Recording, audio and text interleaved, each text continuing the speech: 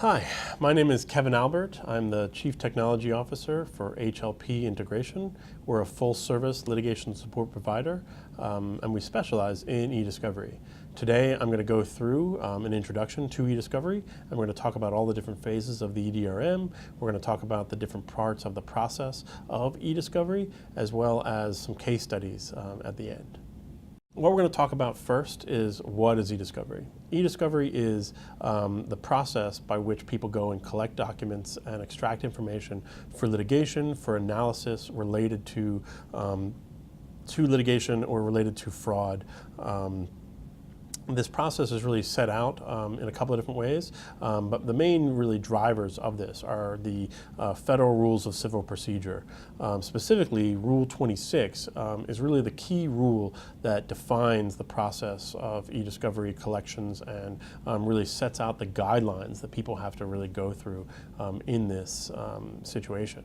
The scope is really defined by the first part of Rule 26B that really says that the parties must exchange information, they must properly collect the information, and then transfer the non-privileged information to the other side so that they can do their analysis, so they can do their work, and the rules really set the guidelines that really allow for what's admissible in court and what is ultimately going to become evidence and what is allowed to be excluded.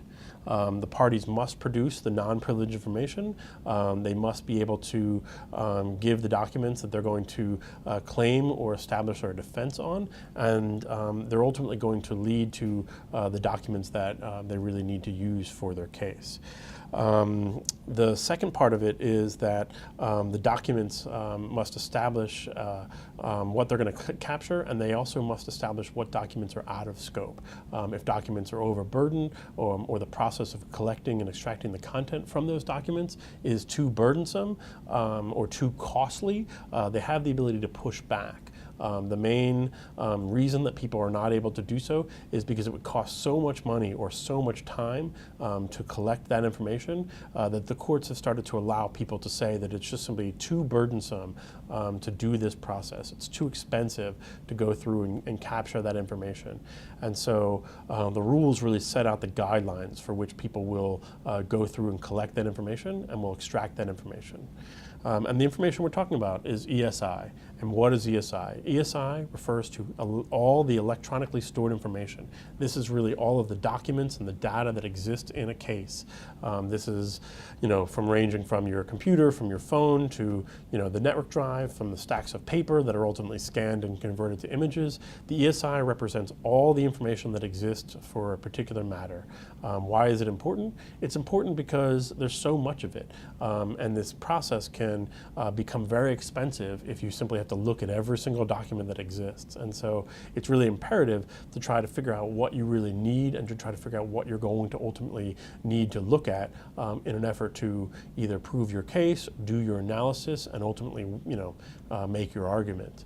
Why is everybody scared of it? Everybody's scared of it because this process can become very burdensome, can become very expensive, and it's really important to take this process seriously because if you don't understand it, if you don't do this process right, you can waste a lot of time, you can waste a lot of energy, you can waste a lot of money by having to go through and take steps that are either not useful or are just simply expensive. If you, for example, collect an entire company when you really only need to collect 2 or 3 individuals, you're wasting money, you're wasting time, and ultimately the time you have to take to review that extra documents could be critical. It could be very expensive, and so it's very important to understand the process of e-discovery, understand the different rules, and understand the proper workflow that you need to go through in an effort to try to get to the critical documents that you need to both make your argument as well as ultimately win your case.